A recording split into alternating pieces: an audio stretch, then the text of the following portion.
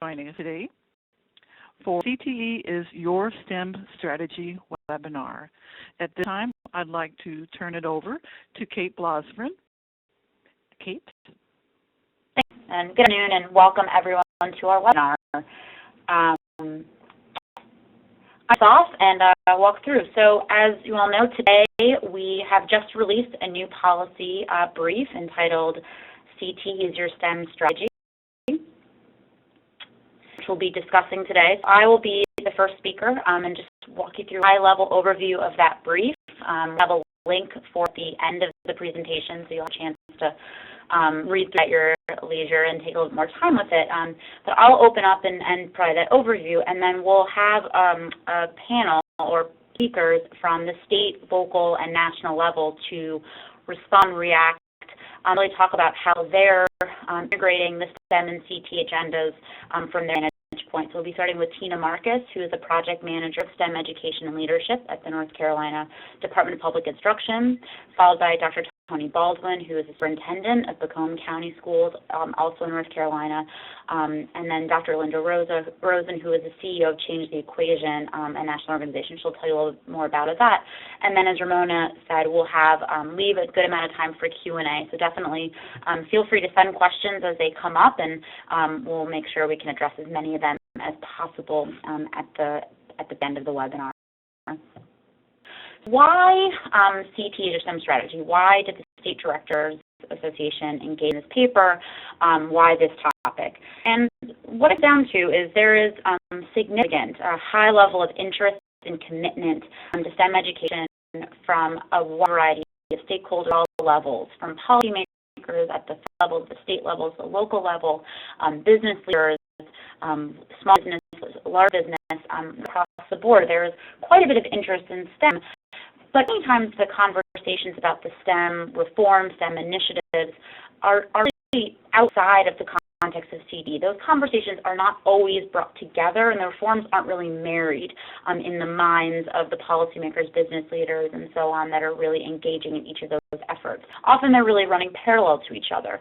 So we believe, and as the paper puts forward, that CTE programs can often do provide a strong foundation and can serve as a great delivery system for STEM competencies and skills, and help reach a broader range of students than STEM programs currently do, which is part of their design to really try to bring more underrepresented students into the STEM disciplines.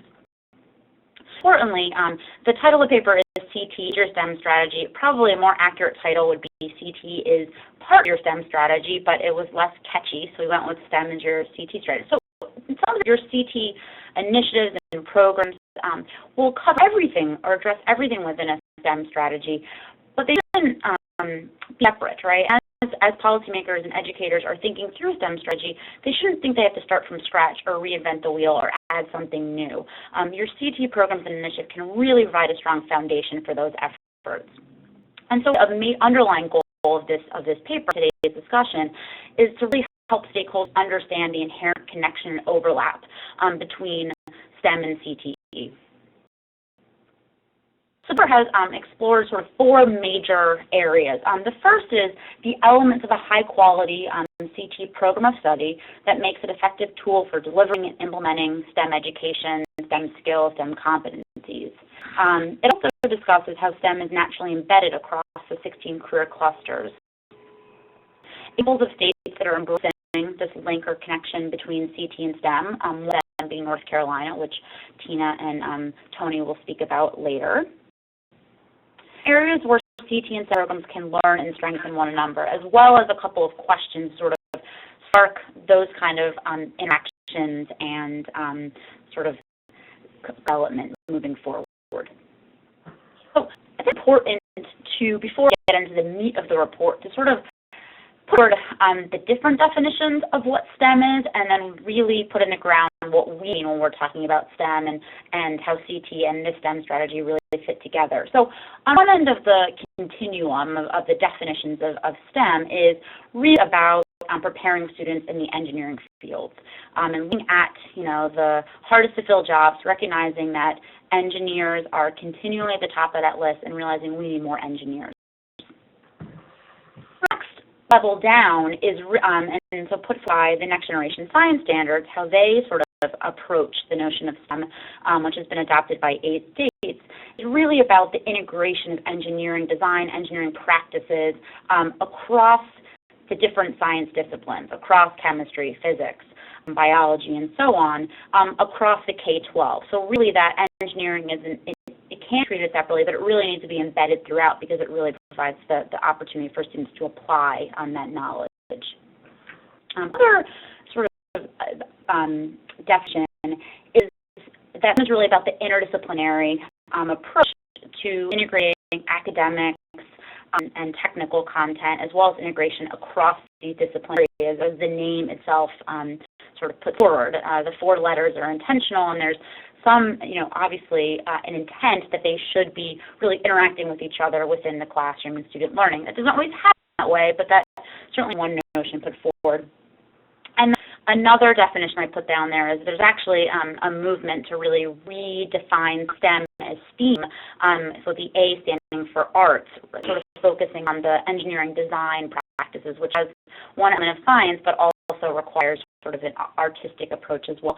So when we talk about STEM, we mean it in the broadest terms possible. We're really looking at the STEM skills and competencies that are cross-cutting, that aren't necessarily just about preparing those for the highly skilled technical engineering positions, but really looking at the full set of engineering, scientific reasoning, queries, problem solving that really is embedded across all those STEM careers, and as we'll see in a minute, really across a broad range of careers and those that are typically thought of as being STEM. So to lay out sort of what STEM is, so next I want to lay out one approach or sort of what CTE is.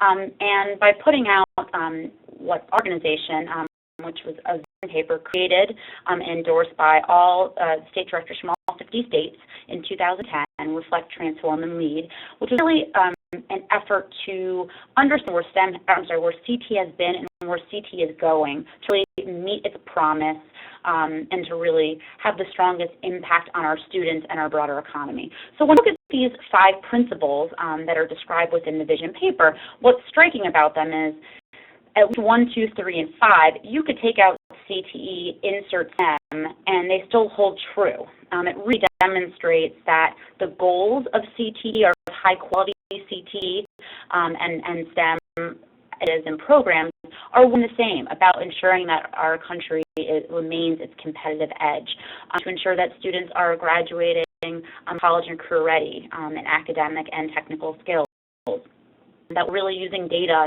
to continually improve our efforts.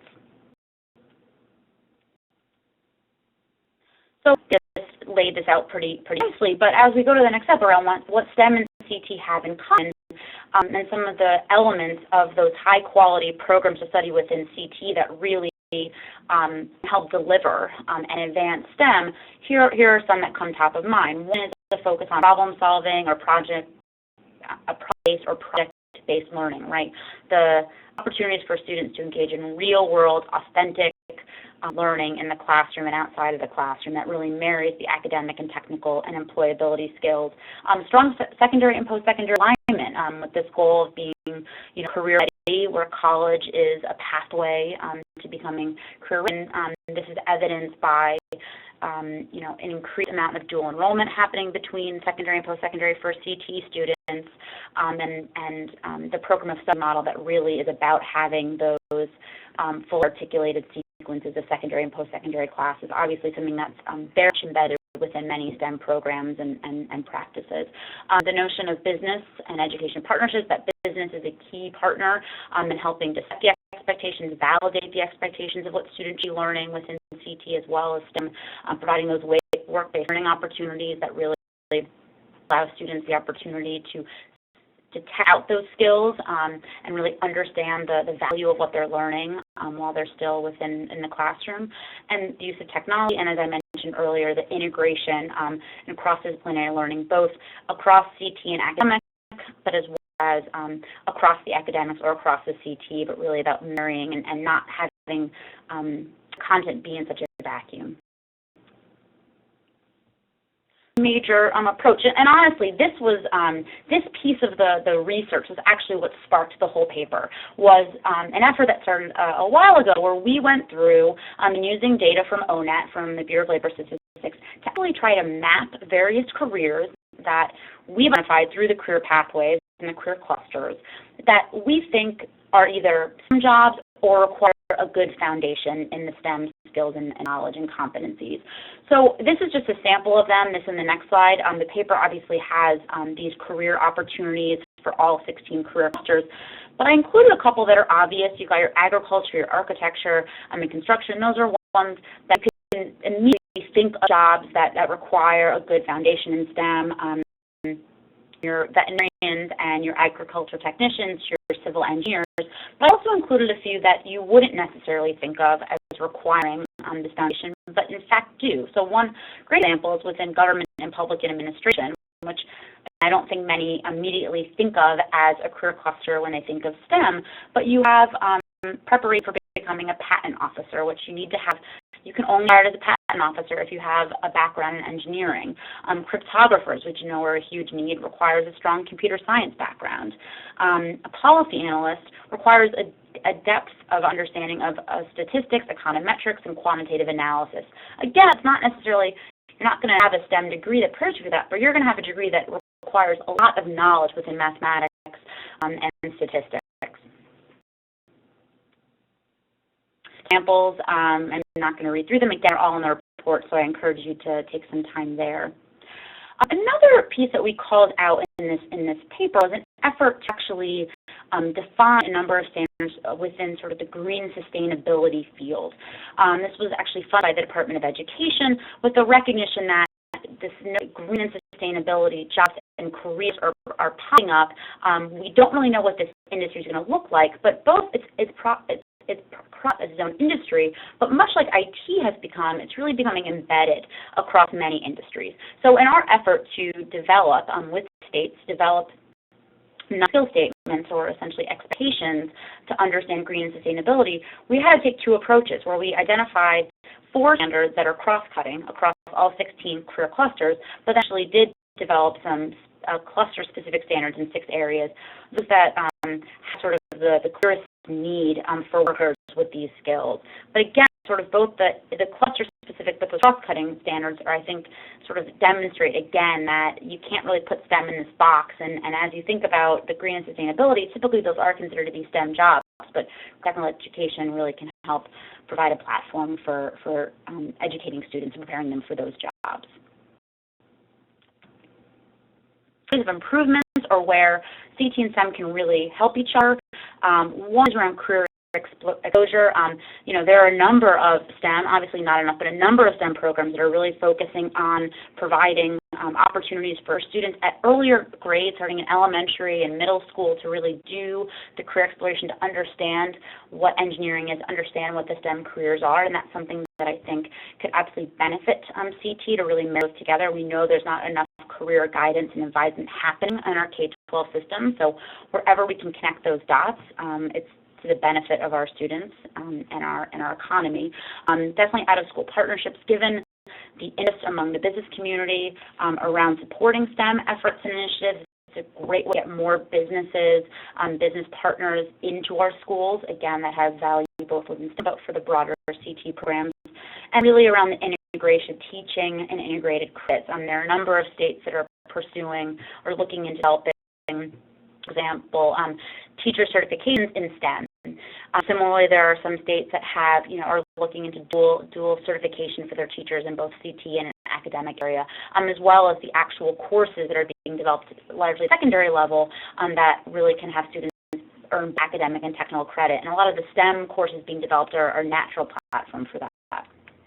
So I'll end with just putting a couple of questions for consideration. I think some of these will somewhat be addressed by the following speakers, but really are meant to just help drive conversation forward and really, again, help those making decisions about STEM efforts, about their CTE efforts, to really think about them in lockstep and to really think about how they can leverage one another, how they can really make sure their efforts aren't redundant but are really self-reinforcing. So really about, understanding where there are gaps that CTE is not filling gaps and using STEM to fill those gaps, rather than duplicating programs and efforts. Really being able to scale those programs that are developed for STEM or for CTE and really have them work for both educators. I think the last one is probably the one that I think is of the most interest, about what strategies are in place or can be put in place to ensure that any barriers, real or perceived barriers, are out of the way between STEM educators and CTE educators, that they can really see themselves as one and the same. With that, I am going to stop talking and turn the proverbial mic over to Tina Marcus to talk about one state's really exciting efforts in the STEM field and really where CTE is fitting into that. So with that, Tina? Well, thank you, Kate. Thank you very much for this cordial welcome and of course, introduction. And most of all, thank you for bringing us all together to talk essentially about the important strategies that both career and technical education and STEM are using to prepare our future workforce, our future leaders, and of course, our next generation of innovators. You make a really good point in your briefing paper, CTE is your STEM strategy, and it really brings to the forefront a keen awareness that CTE needs to be an element in any of the state STEM strategy. At the same time, to keep in mind that CTE and STEM education co-equally influence each other to provide a robust educational delivery system, reach a broad range of students in our education to workforce pipeline. So with them I have with everybody today, I'd like to just share with you a brief overview of how STEM education is framed here in North Carolina, and also to touch upon how CTE programs can fit into our STEM strategy, and also talk about the curricula that's being created in North Carolina that fills the gaps in CTE programming. Before I jump in, I just wanted to build upon one of the statements Kate had referenced in her presentation that mentioned stakeholders need to understand the connections and the overlapping goals and the content of STEM and CTE. So I bring to your attention the bullet points on the screen. Are they CTE or are they STEM? I'll do this with you because all of these excerpts reflect common language with same visions, working towards similar goals and outcomes. First statement is that CTE or STEM saying this, and emphasis is needed for businesses and educators to join together to ensure students are appropriately prepared for emerging workplaces in our communities. Or if you look at the second statement, that is a CTE or STEM saying this, that leaders agree support and goals are needed to ensure a workforce is prepared for the high-skill, high-wage, high-demand jobs, and of course of a knowledge-based and innovative economy. So in CTE, we are co-equally connected in education. And strategically, we are looking at our future leaders and workforce from a holistic point of view. If you know which ones are CTE and STEM, I'd be happy to share that with you at the end of this presentation. So the concept of STEM education in North Carolina really is not a new concept, and it's been around for some time, dating back to the establishment, really, of Research Triangle Park back in the 1950s. And even then, North Carolina had viewed STEM education as critical to the success for our economic development. What really brought STEM education to the forefront of the state was our Race to the Top grant. This priority initiative provided a platform for our stakeholders to come together to create a blueprint with a set of STEM goals, measures that would really cut across each level of the education pipeline, and also to align with our state's economic development needs, which of course is to transform education, build a world-class workforce, align with emerging industries, and of course ensure North Carolina economic prosperity. And I had also developed a STEM strategic plan that had key outcomes that did these four things. Number one, we defined a vision for STEM education. We also identified and defined three overarching principles, which when you look on the screen, we are very familiar, both CTE and STEM are very familiar with these overarching principles. And in addition to this, we created 11 STEM attributes, which outlines critical strengths of high-quality STEM schools and programs. And of course, this is all recognized and adopted by our State Board of Education. Objectives that the STEM priority established were that we identified and built a network of STEM anchor and affinity-themed high schools around these four themed areas of aerospace, secure and advanced manufacturing, agri and biotechnology, health and life sciences, and energy and sustainability. And all these themes which align to our key economic drivers for our state. So the schools you see listed on the right-hand side of the screen, these are our anchor schools and their focus areas. What we did is we also developed leveled STEM courses that are aligned to these themed areas, just in alignment to the aerospace, agri, energy, and the health and life sciences. But they also include concepts from the grand challenges of engineering. These courses are being developed with our esteemed partners in education, the North Carolina School of Science and Mathematics. To define STEM education as the integration of the disciplinary areas, of course, of science, technology, engineering, and mathematics to enable students to K-12 to understand the complex societal problems and, of course, to prepare the next generation of innovators. STEM education here in North Carolina is one strategy we're using to build that world-class workforce that is to lead to graduation, post-secondary education, and careers in our global economy. We also subscribe that STEM education does not stand alone and that a quality education encompasses the Common Core and the third course of study, with its critical complements in the arts, language arts, healthful living, music, social studies, languages, out-of-school programs, and of course, last but not least, career and technical education. And all of these together, in concert with the 21st century skills, this provide a quality education. What I focus on now is our 11 STEM attributes, and to share with you how CTE programs fit into a STEM strategy, and also talk about the courses that are being created. But for doing so, I want to take a very quick look again at Kate's slide, what do CTE and STEM have in common? And so we are familiar with the problem-based learning, the secondary, post-secondary alignment, business and education partnerships, and the use of technology, and the integrated cross-disciplinary areas. What's not mentioned in the slide, however, it is referenced in Kate's briefing paper, the underserved population, which is also important. But forward, what you can are our 11 STEM attributes. And to align them, the program and project-based learning that CTE is talking about is coded and connects to our number 1 STEM attribute. The post-alignment connects and references to our number 10 and 11 STEM attributes, looking at the alignment of student career pathways with post-secondary education. Business education partnerships, of course, connect to and reference our number 7, 8, and 9 STEM attributes. And then the use of technology connects and references to our number 3 on the STEM attribute, integration of technology and virtual learning. And then, of course, the integrated cross-disciplinary areas really relating to our first, second, fourth, and fifth STEM attributes. Number 6 is our underserved populations, and of course, in Kate's briefing paper. Themes is, rather than having just one or the other strategy, is together and co-equally STEM and career and technical education together reach out and is able to affect a much larger student population. CTE is focusing with student education through project and problem-based learning, through career pathways and career academies related to STEM. And the STEM initiative, too, is focusing on project and problem-based learning through themed schools, or having a focal point using the grand challenges of engineering. So how to fit into CTE fitting into the strategy? Of course, what coordination is happening at our state level? Going back to our 11 attributes, this developed the 11 attributes, also developed an attribute implementation rubric for schools and programs to self-assess their school or program.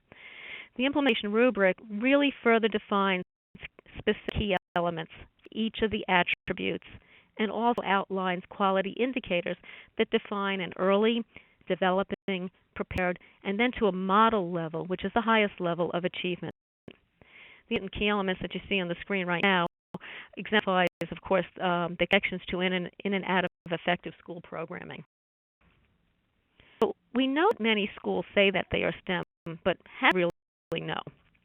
So what has done is we developed and designed a process called the North Carolina STEM Recognition, whereby elementary, middle, and high schools or programs can self-assess their school or program and is aligned to the rubric components. And they provide a narrative evidence for each of the attributes and key elements of their school's distinguished STEM accomplishments. Schools attribute implementation rubric as their GPS, or what I like to call is their growth to personal success.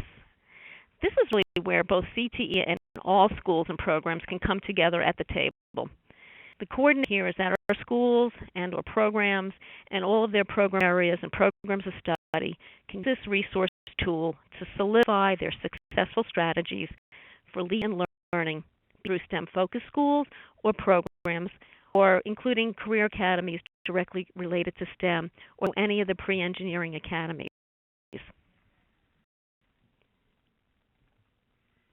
North is also dedicated to improving skills in science, technology, engineering, and mathematics, of course, to prepare more students, especially the underrepresented groups of women, for STEM-related and advanced studies and careers. Just a side note, I think it's very exciting that we now have Mary Barra, the CEO of GM, as being the first woman CEO of an automobile organization with an engineering background. And also we have Janet Yellen, who's the head of the Federal Reserve. So kudos to them. I think the work that we're doing is really advancing that underrepresented group. So back really to how we're improving skills. Students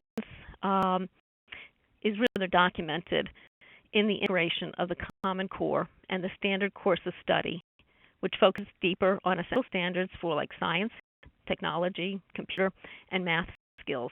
Career and technical education is focusing in on the pre-engineering strand.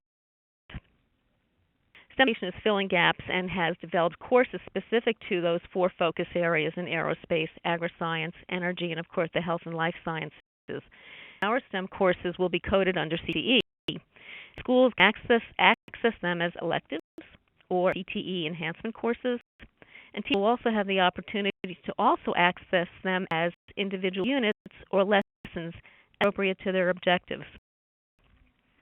To close out, CTE and STEM cover a lot of ground together, and so STEM education is 12 initiatives starting in our elementary schools and in our middle and our high schools and beyond.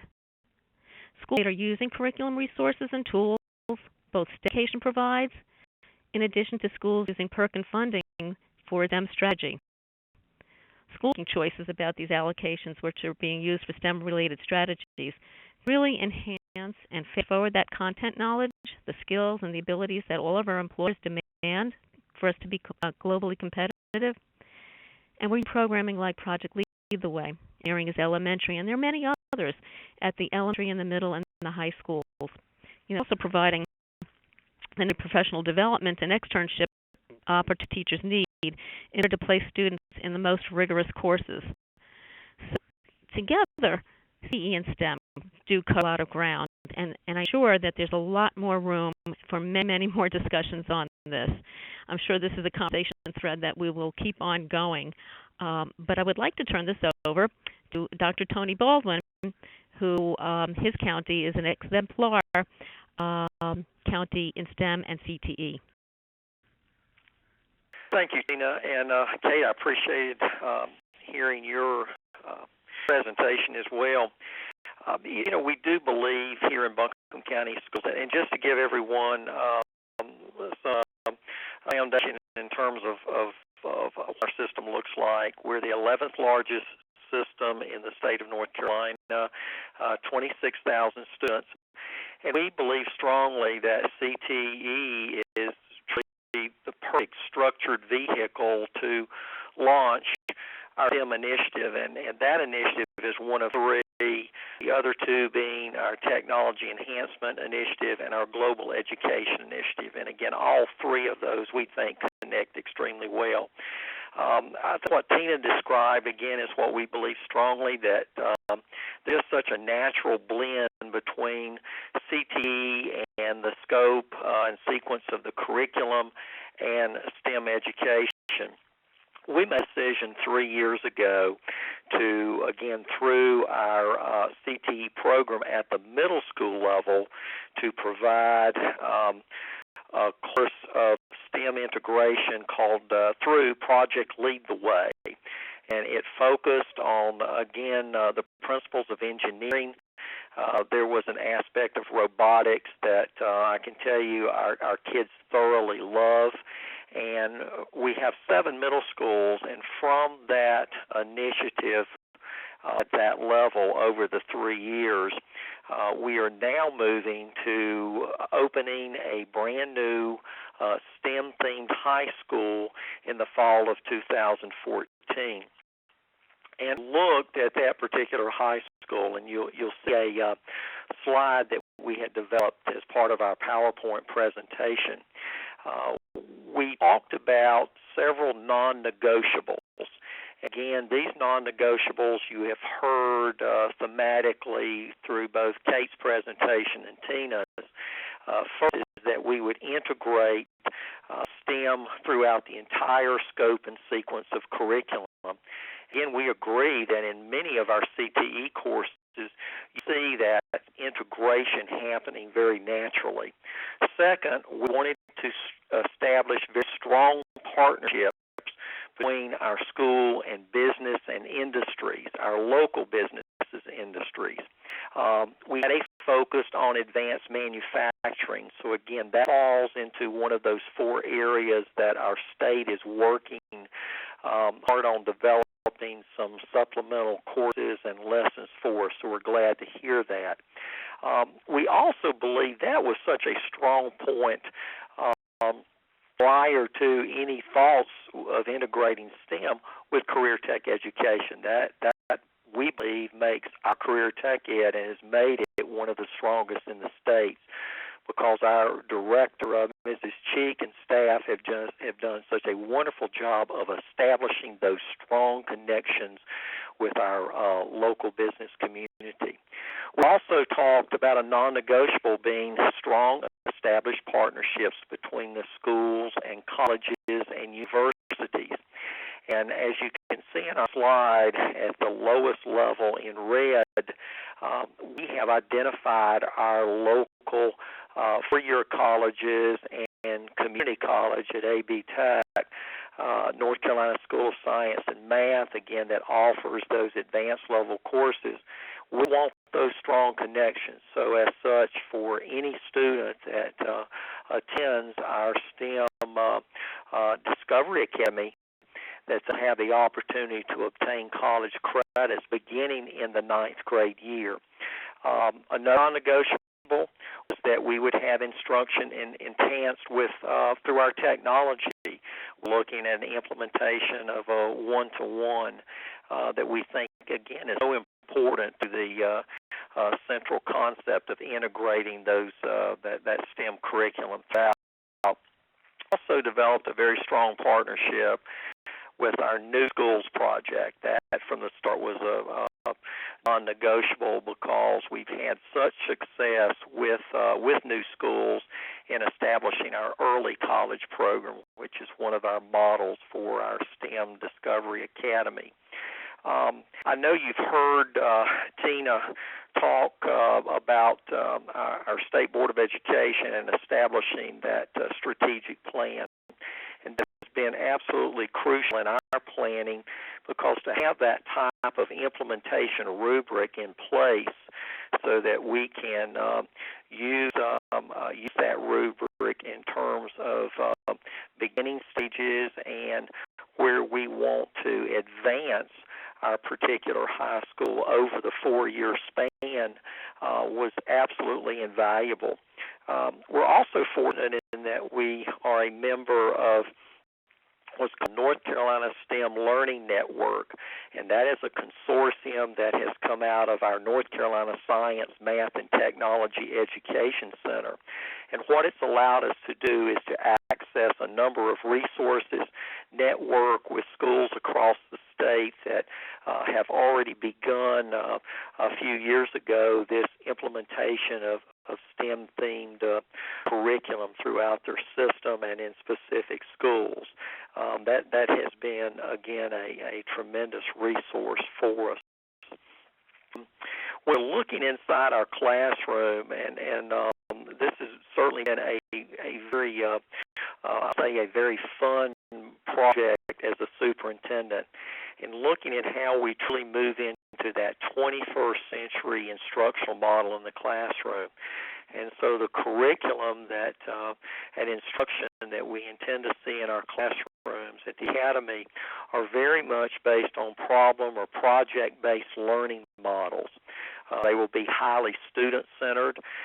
We have listened very closely to our local businesses and what we have heard from start to finish is the importance of the critical thinking, the collaboration piece, the creativity, and the essence of the communication.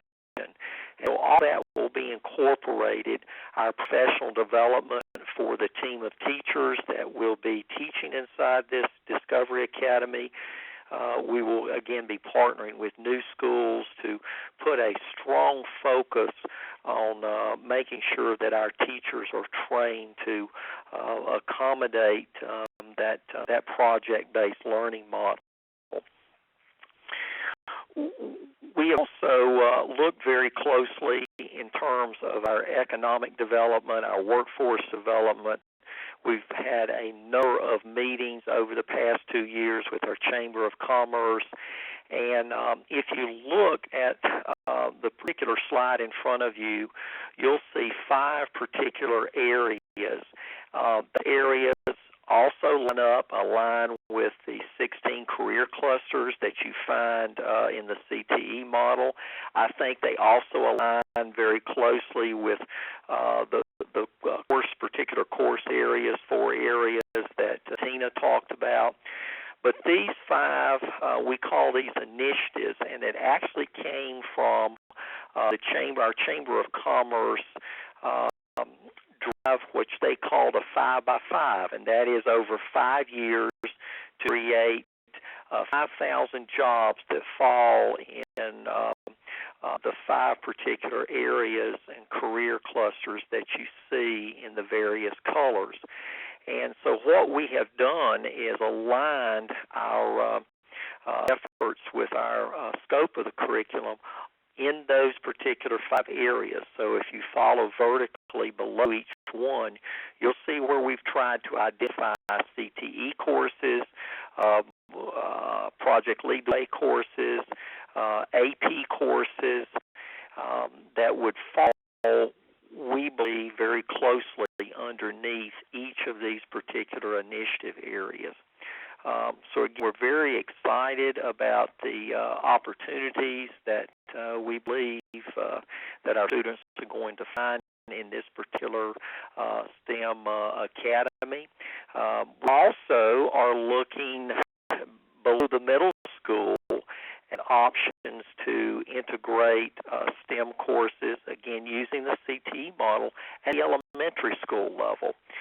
We've currently applied for a federal grant to allow us to fund some implementation there as well. So, again, appreciate the opportunity to talk about Buncombe County Schools, and at this time I'm going to turn it over to Linda Rosen.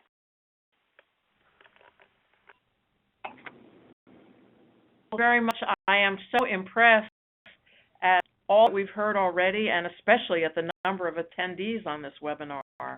Wow. It's a busy time of year for everyone.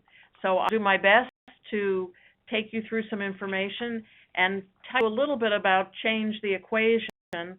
Our acronym has a Q on the end. The people still just write to us as CTE, so I'm never quite sure whether it's career and technical ed or Change the Equation. What I'd like to do to get this started is to talk about what Change the Equation is and why the business community is interested in STEM. And here, this first slide gives you a good picture. We did some research and showed that even through the worst of the recession, the number of people seeking jobs outnumbered the job postings by 3.8 to 1. Many more people looking for jobs than there were jobs. But in STEM, if you looked at qualified applicants, in other words, those who had STEM knowledge and skills, there were nearly 2 jobs, 1.9 jobs to every single person. This is even during the worst of times. STEM jobs are predicted to grow 17% over the next several years, while all jobs, other jobs, will grow not quite 10%. So if we have a skill gap now, we're only going to see a greater one as time moves forward. A reason this is of great interest, not only to the business community, but to states as well, is the wage premium that exists for those who are employed in the STEM fields.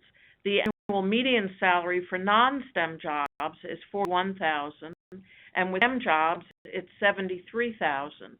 All of this adds to a more robust state economy because with higher income levels, taxation coming in, and some of that money goes back, property taxes to schools as being very helpful.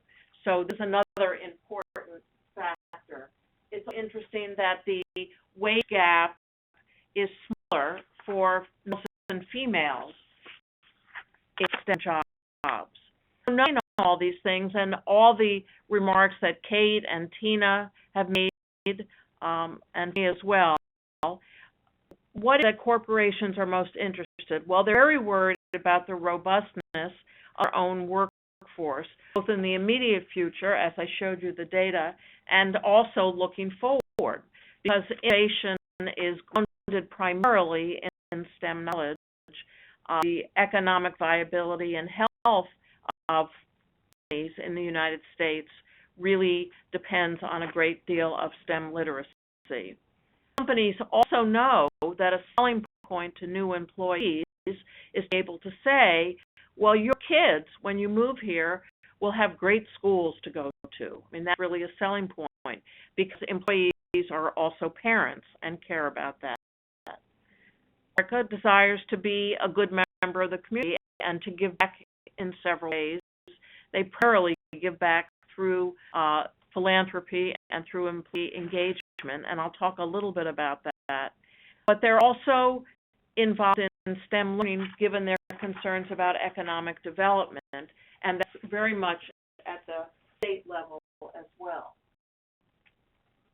What you hear is the current coalition that makes up Change the Equation.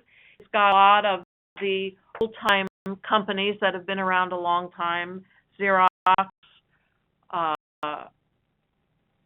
Gamble, General Electric, just to name a few, and then some new kids on the block who are not really so new anymore, but groups like Google and Facebook.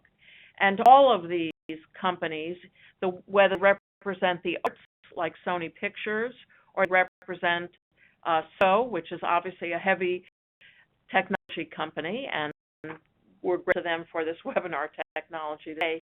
They care deeply about STEM learning. So the equation is a nonprofit, nonpartisan, CEO-led initiative that was launched in 2010. We launched at the White House, and we appreciated the bully pulpit that the White House gave us, but that's true for any bully pulpit, whether it be a state house or an occupant of the White House. And we are really looking at 3 main areas, because our focus is on K-12. We want to ensure that all high school graduates are STEM literate.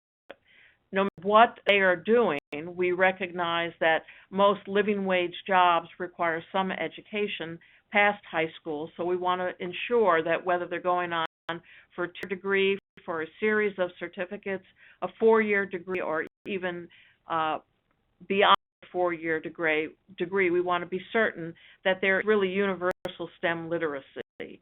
So we want to promote state and local policies and practices that increase STEM literacy. We all want to take the money that companies invest, and that's nearly 2/3 of $1 billion a year, and we want to increase its impact. Companies have their own reasons and their own rationale for investing in programs, but generally they are trying to increase their return on their investment and ensure that the programs they are supporting, like Project Lead the Way, like Engineering is Elementary, are programs that are known to be effective. Last but not least, we focus on ensuring high standards.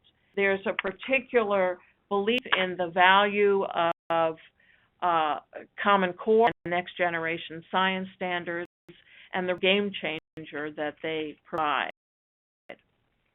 From the community's point of view, what is it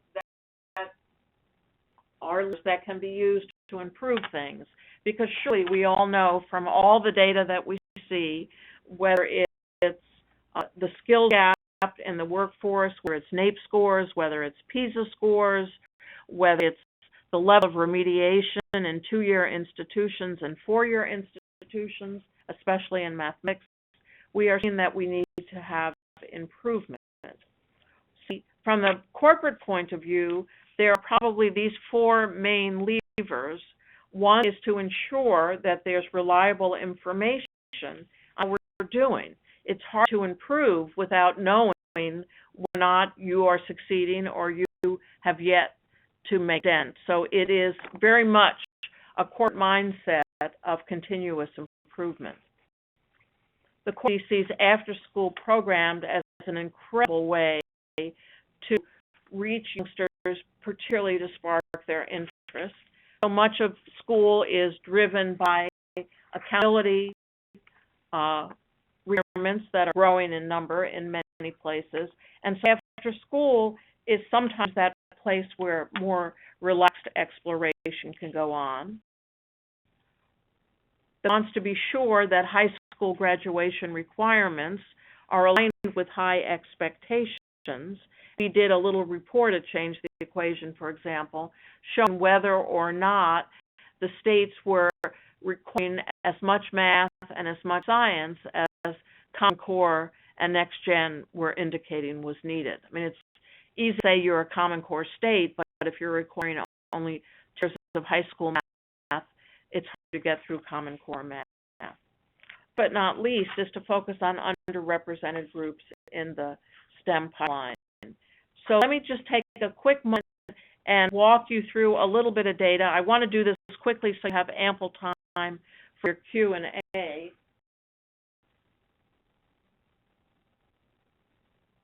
This is an example of the steady stream of reliable information. The equation has what we call vital signs, state-by-state indicators that are quite comprehensive on STEM learning. And this is just a picture of 37 states that administered their own science exams in 2009, the same year that a NAEP science exam was administered. And what you see is a statistical crosswalk between the scores where NAEP set proficient, basic, and below basic, and where the various states their proficiency. So bar and whiskers plot. And you could see, for example, in Virginia or Tennessee or Michigan, parents were getting letters from the state saying, your son and daughter is doing just fine on science, yet by the NAEP score, that's not true. So I think all over the map is an adequate indicator. Next lever was after school, and this is that we did with Nielsen, a name that you may know, data collection. We looked at the number of households that have children enrolled in out-of-school programs, and it's not quite 1 in 5. So there are many places where there may be programs that are not fully enrolled, or many opportunities yet to be developed. To high school graduation requirements, we did a study that we called Out of Sync. I mentioned it briefly before, but this showing in green those states that are fully aligned with what Common Core is calling for, that are not aligned, and the yellow in between. So again, as I said, it's hard to implement if you're right there. When we look at represented groups, just last week changed the equation, released data on computing science degrees and certificates, and here it's something that we call Halfempty. men and women have taken very, very different trajectories. So if we looked at the number of degrees and certificates going to men from 2001 to 2012 actually increased 38%. You can see the dip is very much the recession, and males and females mirror the same dip, but not regained. They're down 29%. So that's one picture. Of particular interest is this next slide, which is associate degrees, which has an even larger gap. Men surged almost 90%. Women fell by almost 30%. So what we do know is that short-term degrees in high-demand fields are often especially attractive when the economy takes a nosedive. If I'm at a job, what can I do short-term to make my position more attractive to employers? Somehow, it's not appealing to women, and these are perplexing numbers. I would point out what I'm sure you already know is that we have tremendous achievement gaps by race. And these are 8th grade math scores by race and ethnicity. So you can go to Change the Equation website and see this kind of data and more by click date. Kate asked me to also talk about, from the business perspective, what the challenges. And frankly, I took all of the levers I had showed you before and added in red the very reasons they are challenging. We want a steady stream of information, but the indicators that really count, that matter, and that's not always the data that we collect. There are a lot of after-school programs, but they're not all quality, and that's a challenge that we face. What we really see is certainly it's raising high school graduation requirements, but ensuring that the resources are there to help teachers and students meet those high expectations. It's hard to explore engineering without equipment. It's hard to do a science lab without equipment, and it's certainly hard for teachers who are valiantly working to reach the level that they need without sufficient professional development. And last but not least is to ensure that we are particularly reaching underrepresented groups.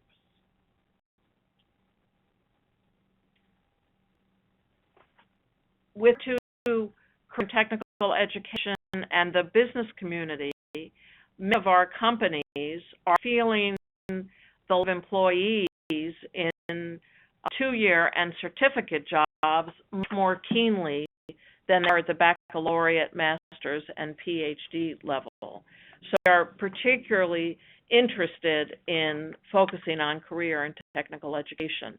I would just mention the Youth Career Connect grants that were recently named, announced by the Department of Labor, where to get LEAs, they are looking for early college, high school models of practical applications of the STEM skills to the workforce.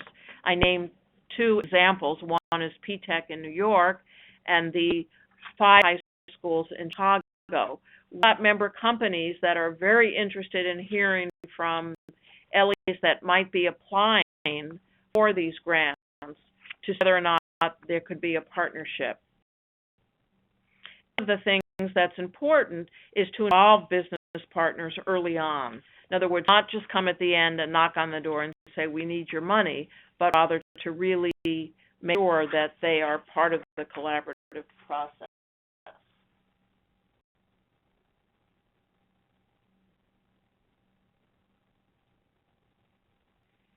Suggestion is change the equation, in particular doing about career and technical education.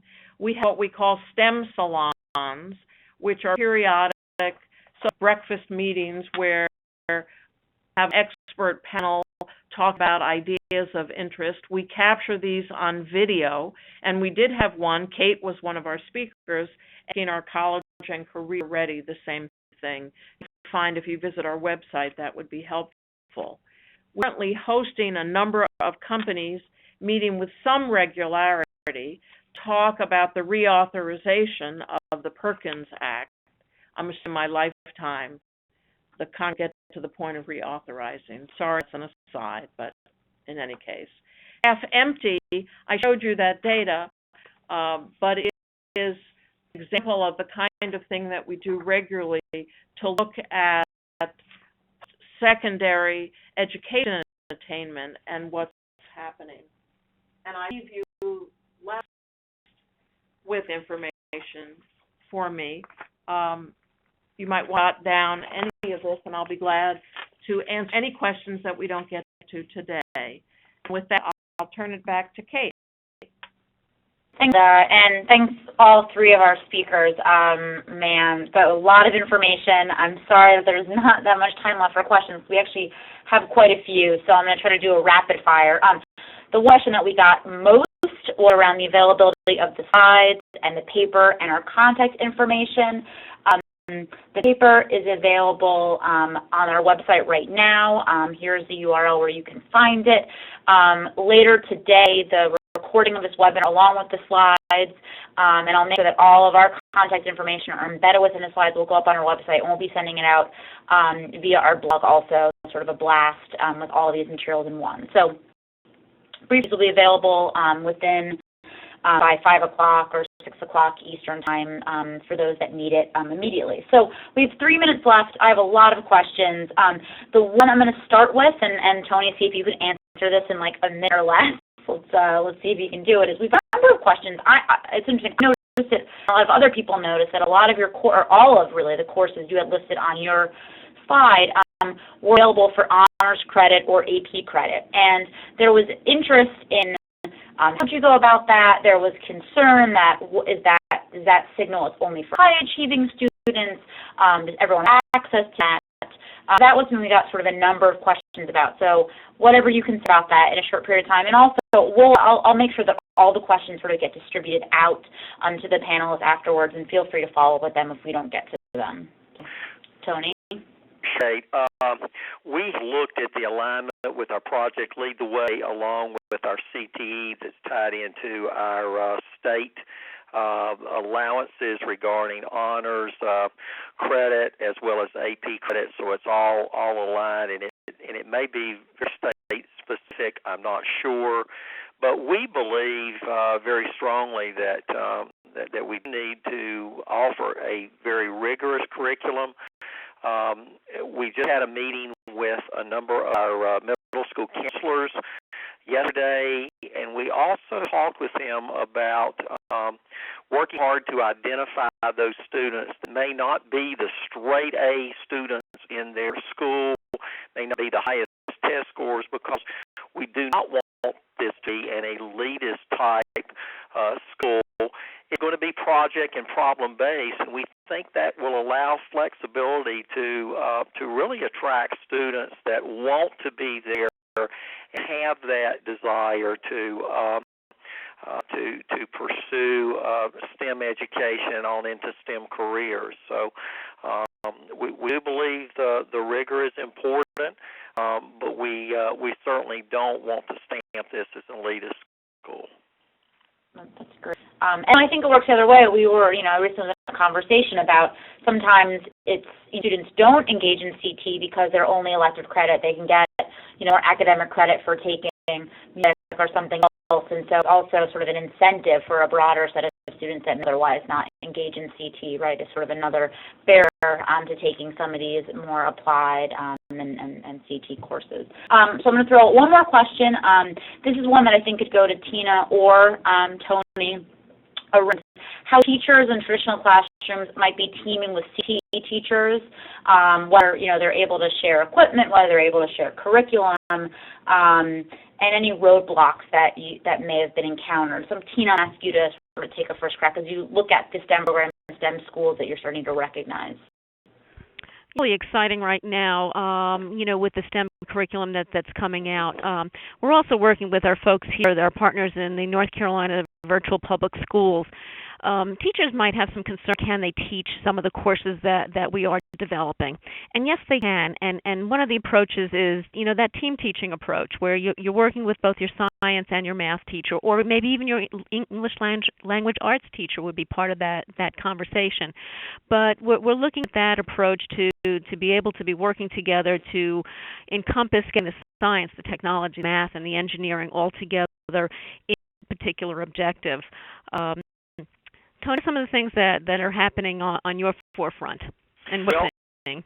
I can give a personal example. I actually have a son that is teaching CTE, teaches SciBiz. He also teaches game animation and design. And he does, within his high school, does a lot of teaming through their personal learning communities, professional learning communities. He's done some tag team teaching inside the classroom, especially in the areas of our sciences. So, I think it depends again upon the staffing and inside that school building. But he feels very successful in terms of connecting with core level teachers. Well, there are more questions in the queue, and I would love to address them, but I know I have to respect everyone's time, and it is 4:01, and we're 2 minutes now past our time. But I'd like to thank you wholeheartedly, our three speakers. You provided just fantastic information. On a personal level, you were really helpful in framing the report and providing great feedback along the way and good examples. So definitely, as those of you on the line, when you read the report, know that all of us played a role in that, and I think you guys shared some really exciting data, some information. Again, for those of you that have specific questions that I didn't get to, as offered, and I'm offering up Tina and Tony, feel free to follow up with them or follow up with me, and I can help get any of them answered. If you have other questions about the paper report, again, contact me as well. We'll make sure that you have my information. I'm going to turn it over now to Ramona to close this out. Great. Thank you, Kate. Well, just quick, there will be a post-event survey that will pop up after the webinar closes. Please take a moment to complete that. We do value your feedback on that. And thanks again for Krista to help moderate behind the scenes and the Cisco WebEx hosts. And with that, we wish everyone a great afternoon.